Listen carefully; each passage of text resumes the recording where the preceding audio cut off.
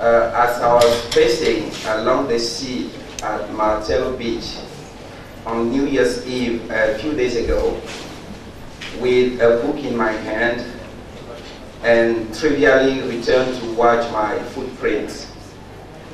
The afternoon waves arrogantly rushed, covered them, and left for the first time a few hardly visible marks.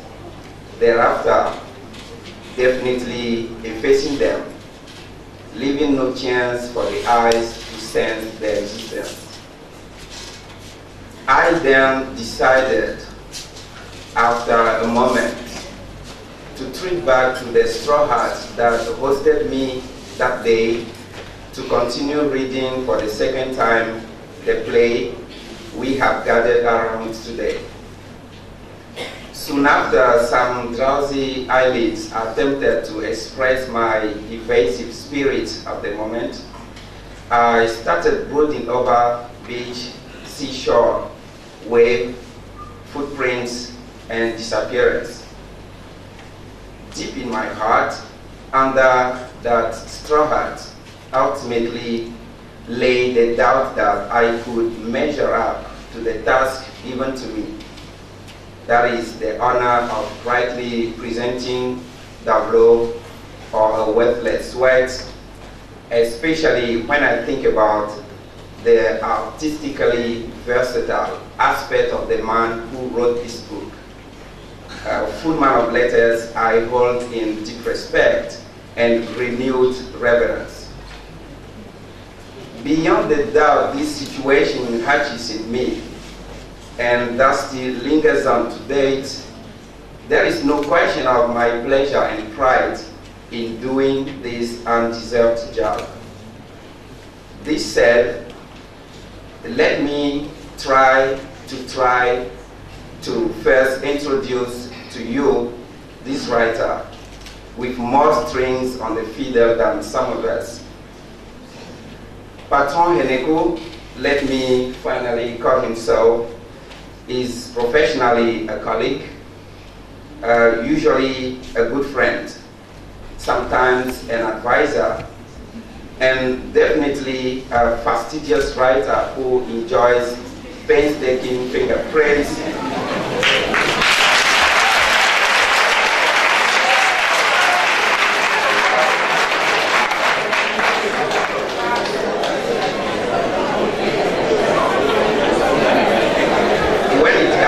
writing. But to me personally, he is an ardent inspirer. As a colleague, Patron Henekou has quickly become known as someone who does not simply write, but who causes writing to be, making it difficult sometimes for an untrained mind to grab the sense that he wants to give words, phrases, sentences, texts, and lately Dovlo. The man is relatively simple. He measuredly walks, runs, enjoys football, definitely because of the game's intricacies. He obviously teaches very well, adorningly explains things to his students, muses with morality, and uses to worship creative writing. The play Dovlo, one of Patron's creation to be finally known to the public, is a story cut out of the maze of a commonplace land issue of life in traditional urban milieu, and by extension, traditional Africa. Personally enjoying an accurate and palpable knowledge of traditional Africa, Patron Henekou, through this play, raises queries about what it takes to own, share, and being dispossessed of land in Africa. All the talents of Henekou focus in this silvered mirror of a play on misanthropist Kule Pato, a man with no respect for and dream about the future, who fails to be community-oriented. This central character quickly deploys the costume of the locally all-powerful African politician, imbued with power, who definitely cannot share with others. Kulepato is the living paradigm of power-grabbing individuals of Africa with whom dialogue cannot be installed, not even mentioned. This flat character embodies individual supremacy as experienced in Africa day in and day out, supremacy in pure state. Unreservedly, the writer offers a true indigestion of this vice that most powerful persons of Africa cannot rid themselves of. Nausea rises in readers, extends tentacles to disgust with its devastating effects. The message then seems to be, let us take our distance from the powerful hurricanes of African kulepatos. Beware of resembling those dried and thirsty souls. Avoid the meshes of their dismal veil.